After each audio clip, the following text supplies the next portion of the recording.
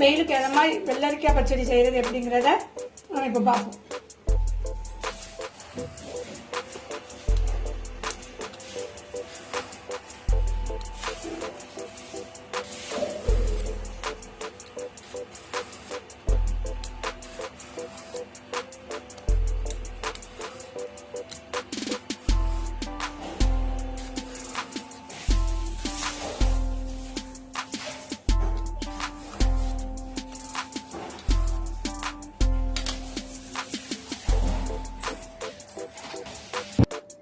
ரெண்டு வெள்ளரிக்காய் தொளிச்சி எடுத்திருக்கேன்.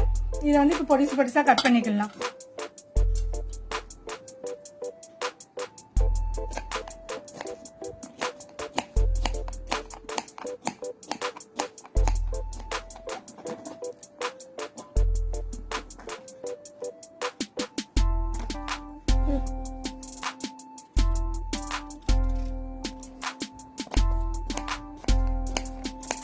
வெள்ளரிக்காய் அந்த அளவுக்கு பொடிசா வெட்டி வச்சுக்கிடுவோம்.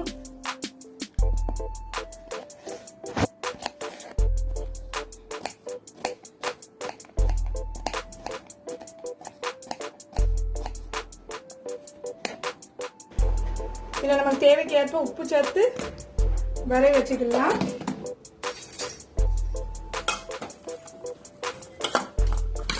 உப்பு அதுக்கப்புறம் எவ்வளவு இருக்குன்னு பார்த்து அதுக்கப்புறம் உப்பு சேர்த்துக்கிடலாம்.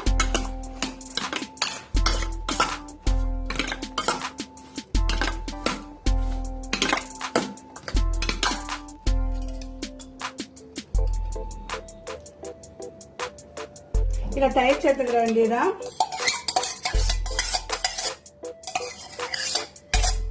தயிர் சேர்த்து நல்லா கிண்டி விட்டுக்கிடுவோம்.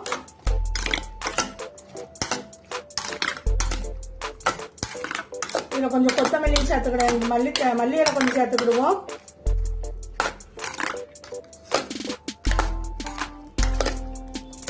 உப்பு எவ்வளோ இருக்குன்னு எப்படி இருக்குன்னு பார்த்துக்கலாம்.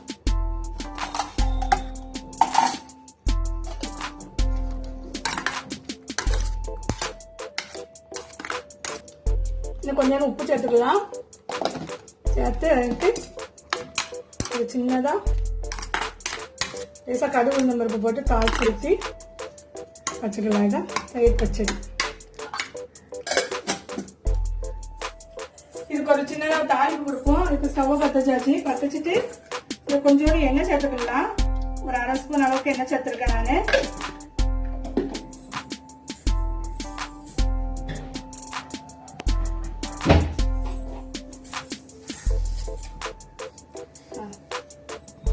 இது வந்து கொஞ்சோண்டு கடுகு கொஞ்சம் கூடுதலா உளுந்து சேர்த்துக்கிடலாம்.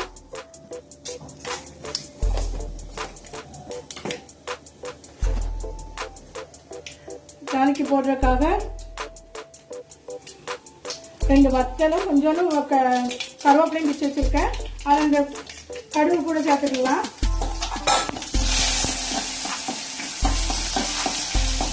வத்தல் பொரிஞ்சிருச்சு. இப்போ இந்த ஸ்டவ் ஆஃப் பண்ணிட்டு இந்த வெள்ளரிக்காயோட இதை சேர்த்துக்கிடுவோம். வெள்ளரிக்காயோட இதை சேர்த்துக்கலாம்.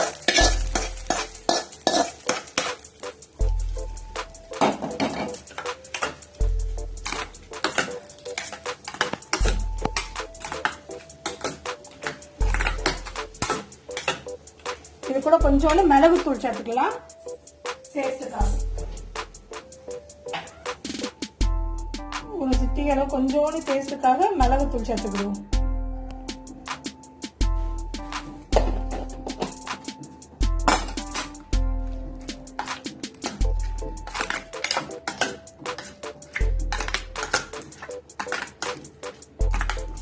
வெயிலுக்கு இதமான தயிர் பச்சடி.